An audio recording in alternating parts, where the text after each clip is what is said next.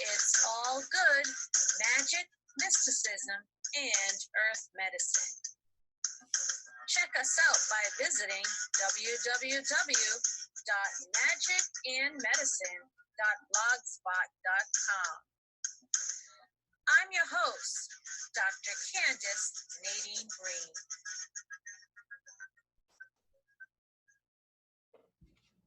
Hello, everyone, and thank you for joining us today for another episode of It's All Good, Magic, Mysticism, and Earth Medicine. Here I am, your Mystic Queen, Dr. Candace Nadine Green. Before we hop into today's interview, I'd like to just do a little housekeeping and a few announcements. Thank you always for all the new listeners and people who join us up on Podbean. But remember, check us out also on Patreon. If you'd like to keep this show running, just $1 a month to help us keep the show running, because I cannot do it all by myself, to keep the lights on, keep us getting hosts and paying for our recording gear, etc. That would be helpful. All it takes is simply $1 a month. Honestly, $1 a month. We're not asking for 10, we're not asking for 20, just $1. So if you like hearing us and you want to keep us on the air, why don't you just consider giving back to what you already listened to? And participate and read our articles that are on the blog, on the website at magic, MAGICK, and medicine.blogspot.com. Check us out on Facebook. We're on there as well. Feel free to post. Feel free to ask questions. All those good things. This is your community, and we'd love so much for you to be engaged in it, to participate in it. So please help us, help you. All right, now that I'm off my soapbox, let's talk a little bit about the interview that you're going to hear. So not long ago, I interviewed Sarah Main. She wrote this wonderful book called Conscious Confidence, and it's an awesome book. And I mean, it's not witchy or pagan per se, but I love the ideas in it that help us. She talks a lot about how we could use Sanskrit, which I always thought was very intimidating, Sanskrit, but how we can use Sanskrit to utilize it in practicing self-awareness, meditation, all of that. So for her whole life, Sarah has centered around studying, practicing, and teaching this higher consciousness and self-awareness. In 1971, at the age of 10, she began her spiritual journey. She was introduced to mantra meditation and other spiritual disciplines and techniques. And by the time she was 13, she was studying Sanskrit. And in her early 20s, she was teaching this practical self-awareness, philosophy, meditation, and Sanskrit to both children and adults. She shares with us during the interview, you hear her talk about this awesome relationship she had with her parents and how open-minded they were. It's just a beautiful, wonderful story, and I really hope you enjoy it. For decades, Sarah Main continued to deepen her understanding and experience of consciousness while engaged with the practical world of family and work. A few years ago, seeing a need in the world, she was inspired to take all she had learned and reformulate it into a simple, enjoyable, and practical program of conscious confidence. Now, since then, Sarah has expanded her conscious confidence program into a full-length book, of which I have a copy, and you should get one too. And she has coached individual clients and has presented her ideas to group seminars and business owners. I will put all of her contact information in the show notes, but in the meantime, you can check her out by visiting consciousconfidence.com. That's consciousconfidence.com. I hope you enjoy this episode. Now let's get on to it.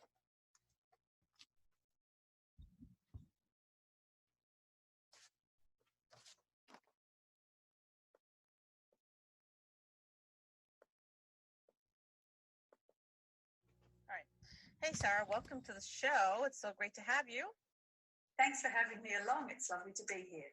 Now, I've been looking at your book here, Conscious Confidence. Can you just briefly, tell us why conscious confidence? What does it have to do with us, basically, today? Well, why conscious confidence? It happened a few years ago, actually. I just became aware in my coaching work, and also I was involved in some music, and I was at a workshop, and a whole lot of musicians, particularly orchestral musicians and harpists, were talking about their issues with performance anxiety. And people were talking about how it's common these days to take medication to deal with their performance nerves. And also I was aware of a shift in the issues that my coaching clients were bringing to me. And it just set me thinking about this whole area of anxiety and worry and lack of security, inner security, that people seem to be really bothered about now. It's a thing. And so I started looking into it. And one thing led to another. It was a series of steps. I thought, what is actually happening when you feel confident within yourself? And as soon as I asked that question, I thought, go back to the Sanskrit, because that's my background. Mm-hmm. So I started looking up the Sanskrit for confidence, and I discovered Sanskrit had 12 words for confidence. Mm. And not just 12. Wow. I mean, that's the nature of Sanskrit. It's thorough, it's precise. Wow. And it tells you what's happening. It's not conceptual meaning. It tells you what's happening and what you need to do. And so when I started looking up that, it's just like the lights went on in my mind. I thought, oh, right, okay, yes, bing, and that's how it really started. Mm. And then the term conscious confidence literally it was given. It came to me. That's awesome. You talk about anxiety.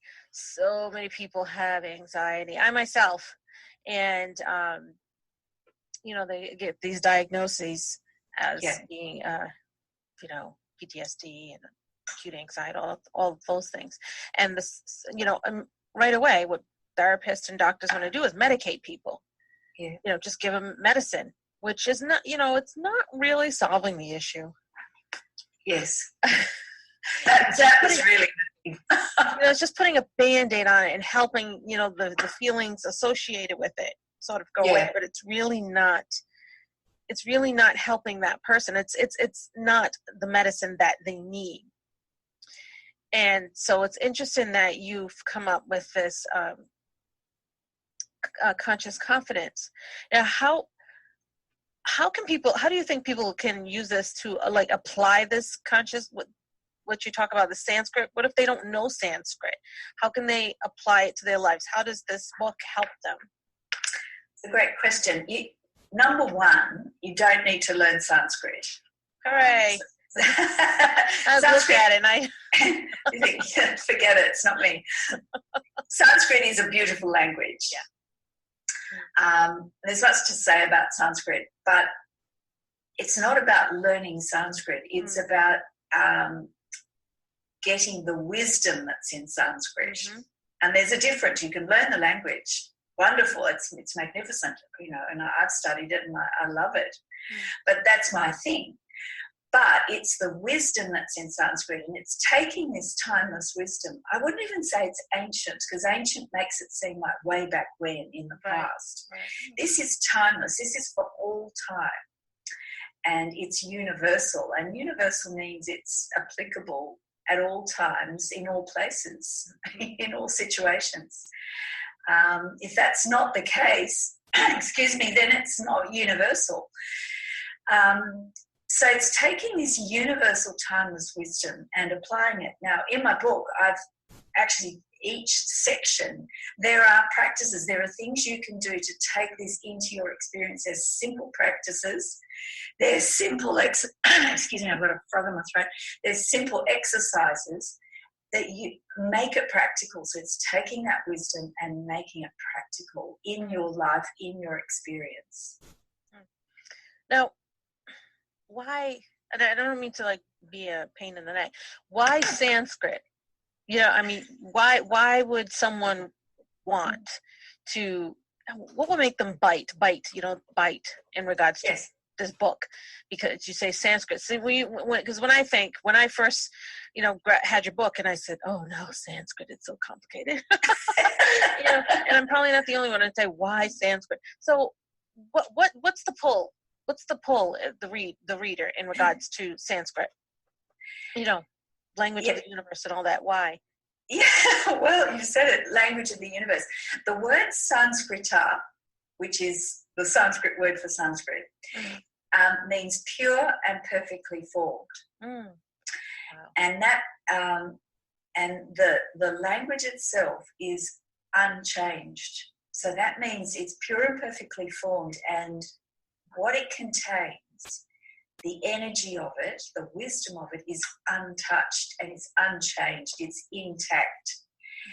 And the wise Sanskrit is, if you actually really want wisdom, actual wisdom, and remember, Sanskrit means pure and perfectly formed, you go back to something like Sanskrit. If you want source wisdom, SOURCE, wisdom, you need to go back to the real sources, and Sanskrit is a real source. It's not just sort of a latest fad, something someone's just come up with that may or may not work.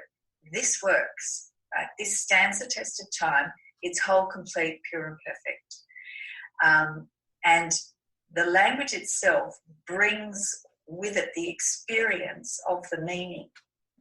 It's not just a concept that you then go and experience or figure out, or I don't know, it's not conceptual, it's the meaning is experiential. And not everybody knows that about Sanskrit. They just think of it as an old complex language that other people study. I'm not saying study Sanskrit. I'm saying go back to what the wisdom says, and that's what I've presented, because I felt we needed to go back to the depths of the source wisdom about confidence, what's really going on, because there's lots of people talking about, do this to make you confident, do that to make you confident, and it works to a point, but I'm talking about confidence that's deeply rooted within yourself. It's not situational, it's not dependent on the situation being a certain way, it's what you just bring with yourself to any situation. And then you've got a possibility of being open and thriving in your life rather than having to have everything a certain way, or just having this slight sense of worry that something terrible is going to happen or whatever it is. The more I talk to people, the more the answer to all our problems is the same. Go back. It's always go back to the source, the roots, connect with the earth, the universe. The answer is within. You have to find it. It's all the same message, which is so simple but yet so complex, because we've had, society has tried to make all of these ideas that we say, they call it New Age, which I don't even like that name, because it's not new. It's not new at all. And it's all the same message. When we have these problems, and not to medicate it with prescription drugs or things. I mean, they may help some people, that's fine, but it doesn't really help deal with the problem. In order to solve the problem, you have to go back. It's always the same message, go back. And it's so simple, but we're so bombarded with all of the stuff of our modern world and technology that we don't accept it. And I think there's not an increase in, well, there could, I don't know. Well, there's a lot of people with anxiety. I think and it's because of this world that we live in. Run, go, make that money, stress.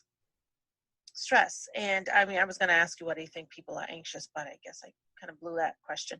But but that's what I think. People, it's the way we are living today that is really stressing a lot of us out. It's always go. We don't stop and take into account our own well-being And it's sad. It's sad. So, you've had some spiritual teachers you talk about. Yes. Which I think is so important. Has any of them taught you something that's really, really, that sticks out? What have you learned from your spiritual teachers? Oh, wow. How long have you got? Everything. Whoa. Look, I started this young.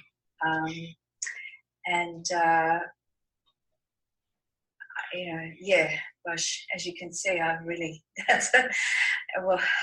so much, everything really, everything of any actual importance, but if there's one thing, really one thing, it is this connection with yourself. It is who you really are, and that's not a concept, that's who you are,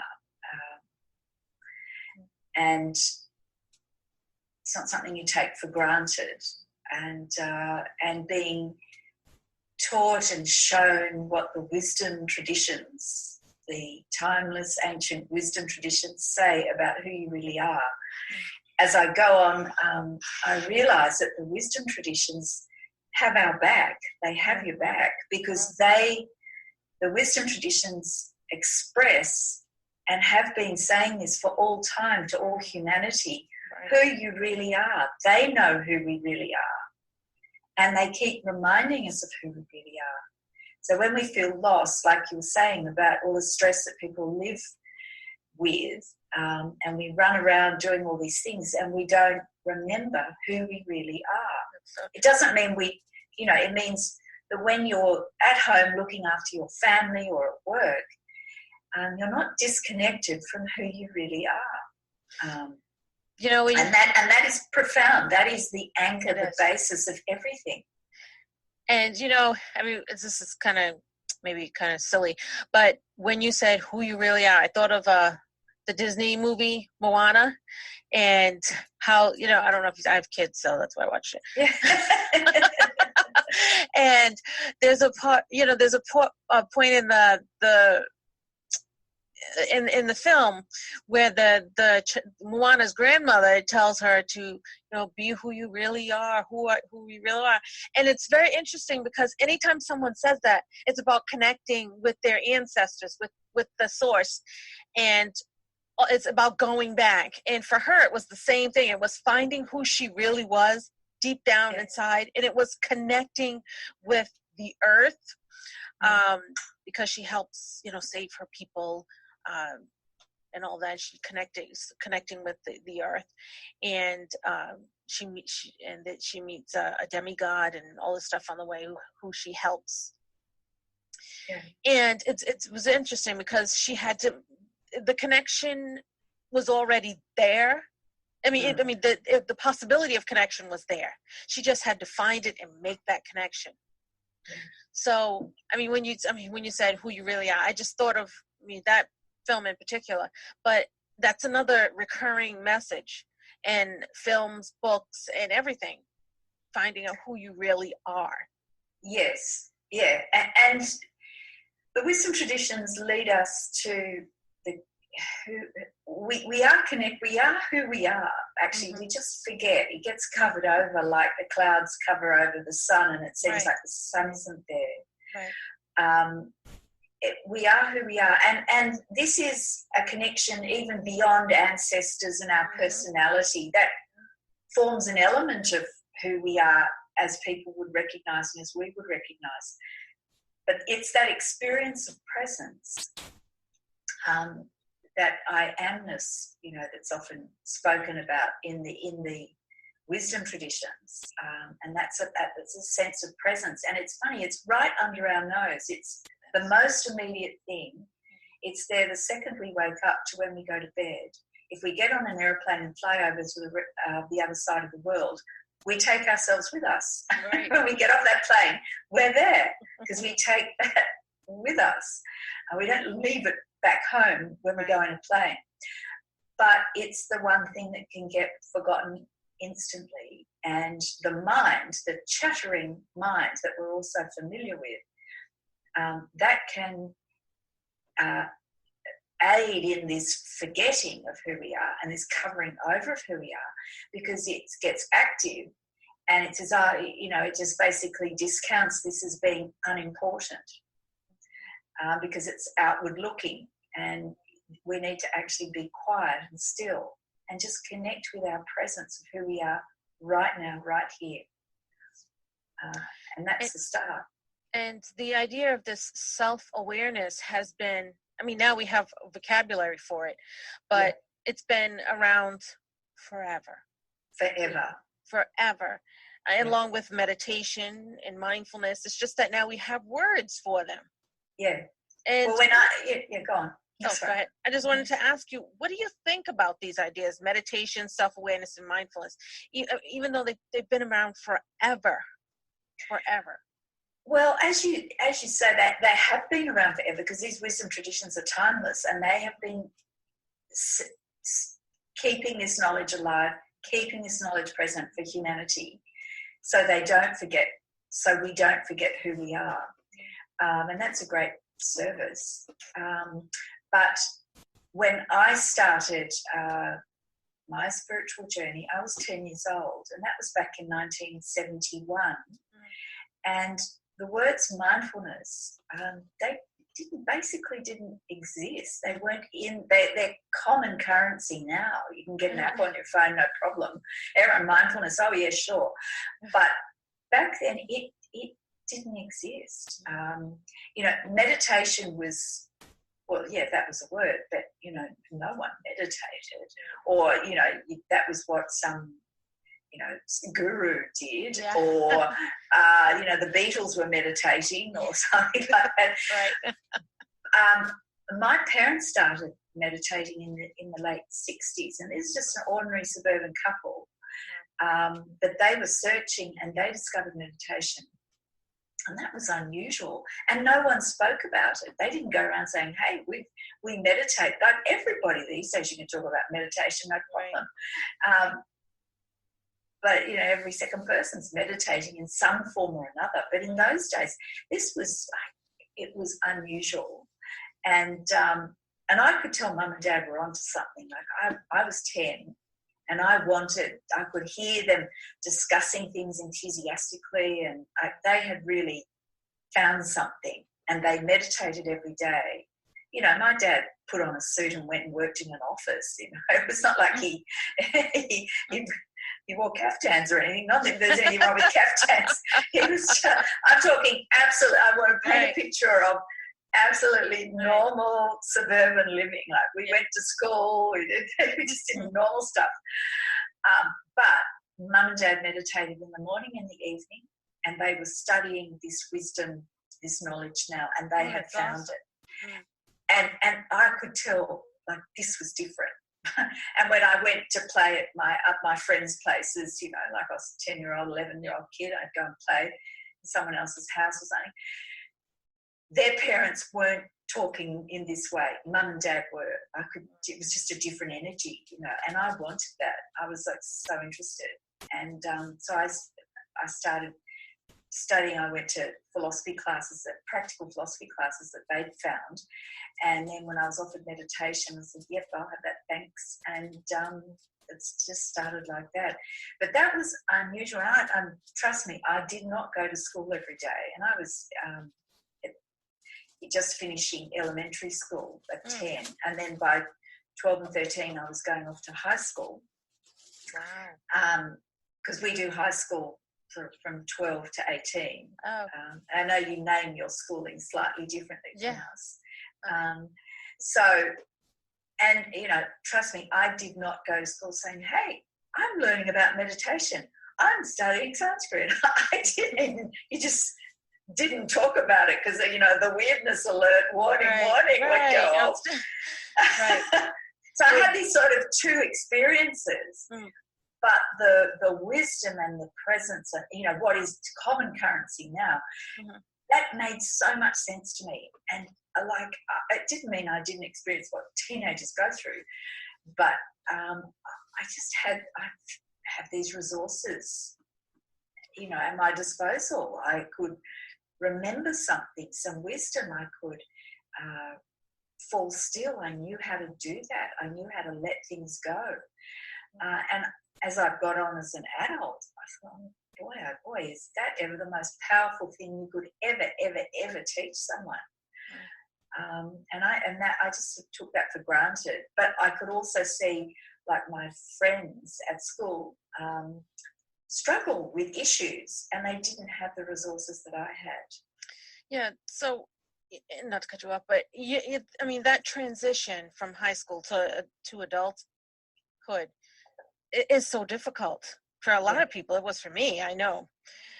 What do you think? I mean, I mean, you said you had all of this to help you, but a lot of your peers, I'm sure, did not.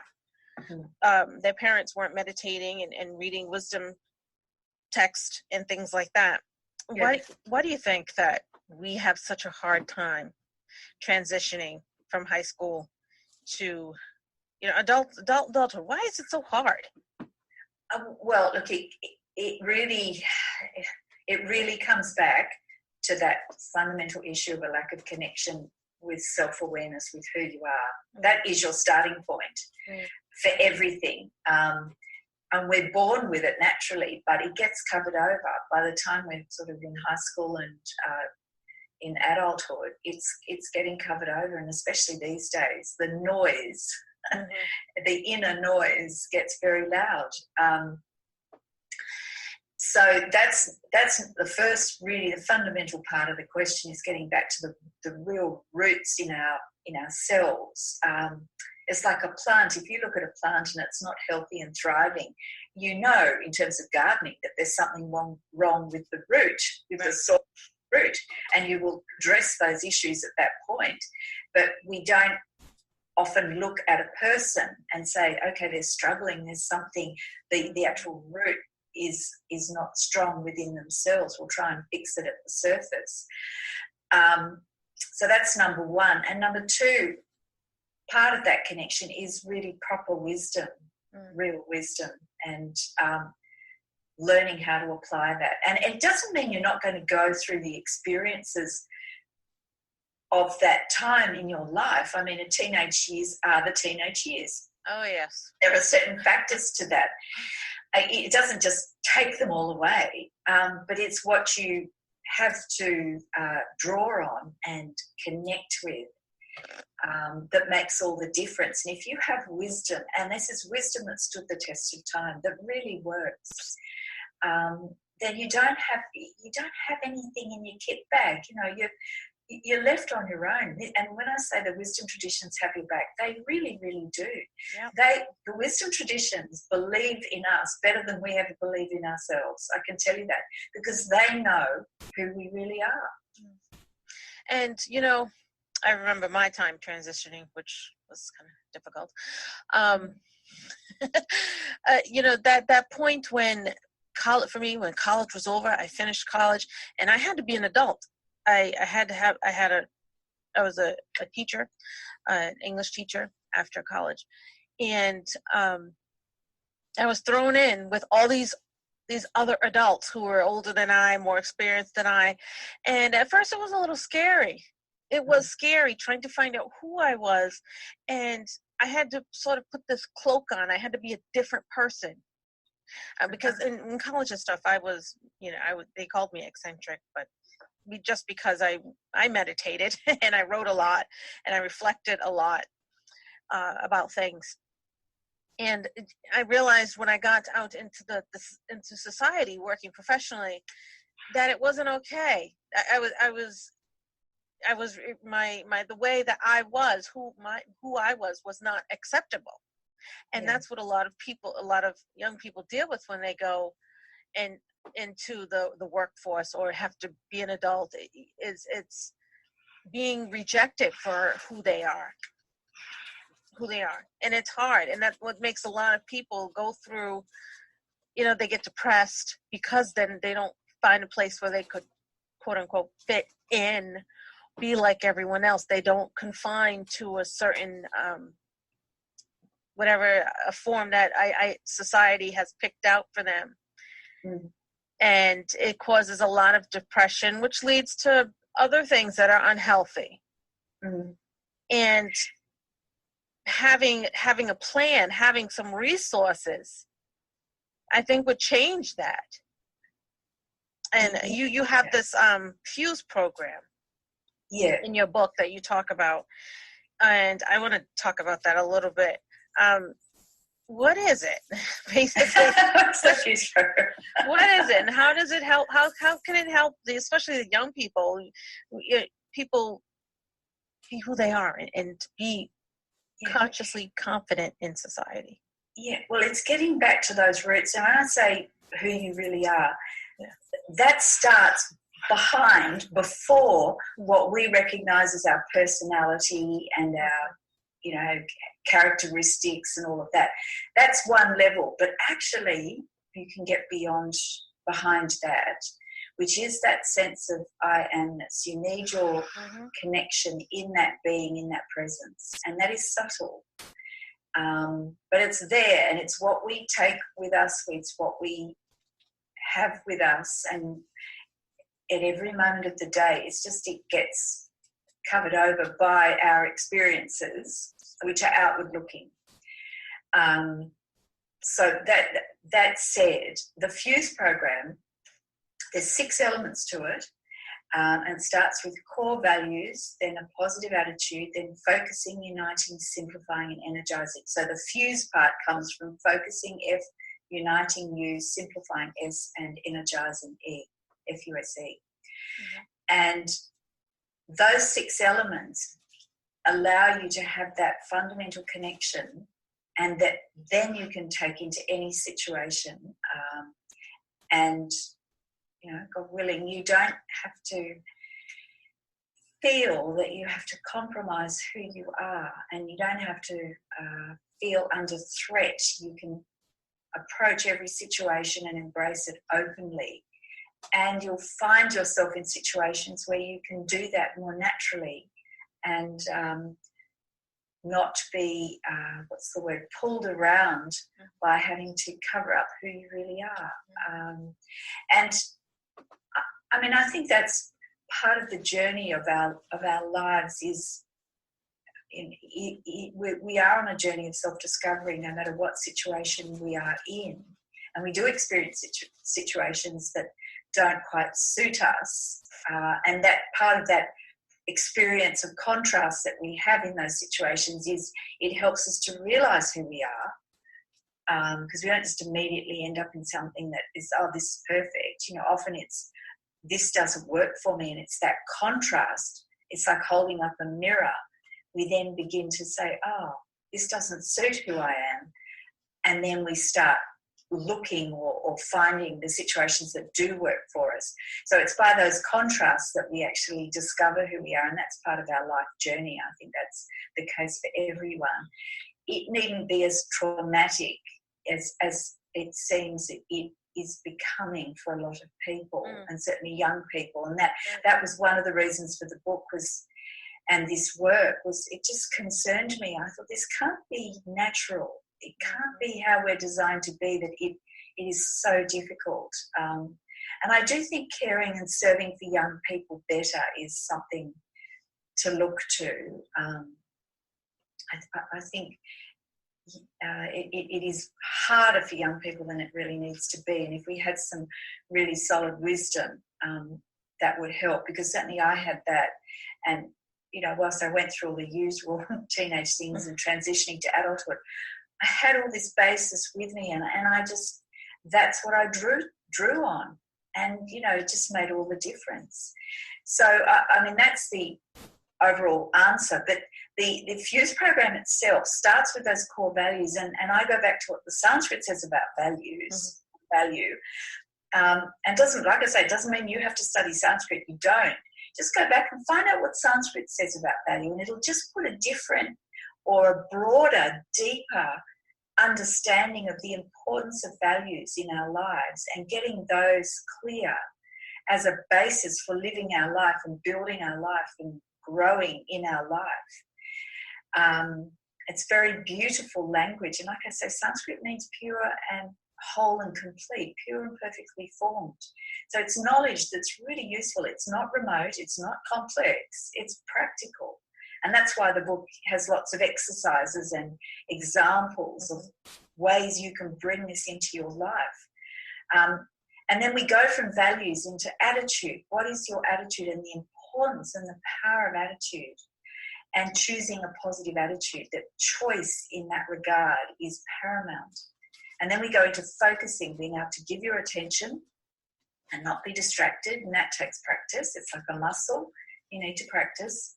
Then uniting, which is letting go of those divisions, finding the commonality in every situation, rather than just being stuck in a whole lot of division within ourselves and in situations. Find that unity in every situation. Then simplifying is letting go of what's unnecessary, and then energizing, which is taking creative dynamic action. It sounds like it's a sort of a long sequence, but it's actually, when we're confident, that is what is happening. We are connected with what's important. We have we've chosen a strong positive attitude. Whether we're conscious or not, we have actually decided we're positive in our attitude. We've got a focus. We're united and whole. We're not divided and separated within ourselves, and in a situation where we've let go of what's unnecessary, and we're taking action. And all those things, all those elements are there when we are consciously confident. And you can take on anything with that. Awesome. That's an awesome program. I hope people get this book because you can benefit from it, really. So we're coming up to the end, so I just want to get a couple of things in here. So you have a monthly radio podcast? I do. Transformation Talk Radio. Where could people be able to listen to your podcast? Well, you can go to my website, consciousconfidence.com, and there's a radio podcast tab there, link, and you can go and listen to all the shows. I do have a monthly show. I have 2 shows a month. And my current format is I actually take something from the wisdom tradition, a story, and I'll unpack that and bring the meaning out for people. Just keep showing everyone that this wisdom that's in Sanskrit is utterly applicable and practical and enjoyable, and enlightening and inspiring. And then I always give a practice that you can take away and try for yourself so that you can experience this for yourself, and that is absolutely number one, crucial. Don't take my word for it. Try it yourself. And I give very simple practices. And then I have a mailbag in the second half of the show, and I get a whole lot of questions. And so I usually take some listener questions and answer them. So that's the format of the show, and you can hear all of that from my website, consciousconfidence.com. And also my book. If you go to my website, you can get a hold of my book. It's available in paperback, ebook, and audiobook. Listening to it's very handy as well. Yep.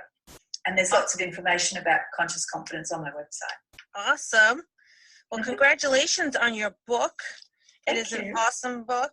You know, just talking with you also, alleviates some of my fear of of Sanskrit.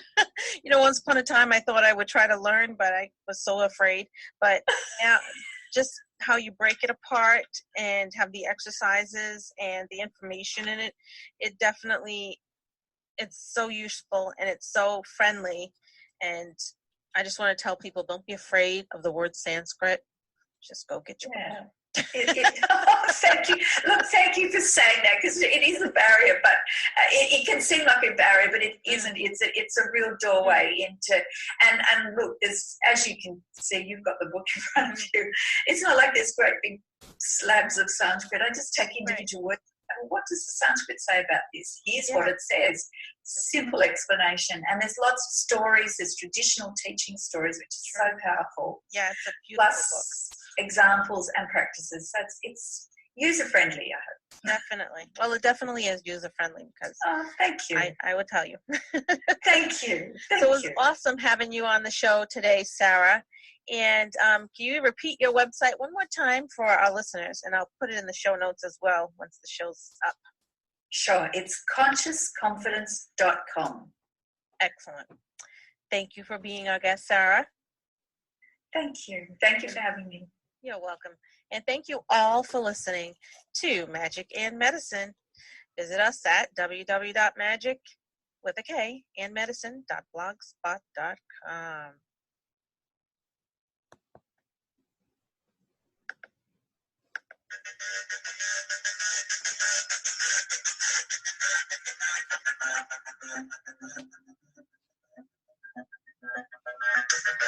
Thank you for listening to It's All Good, Magic, Mysticism, and Earth Medicine. Visit us anytime at www.magicandmedicine.blogspot.com.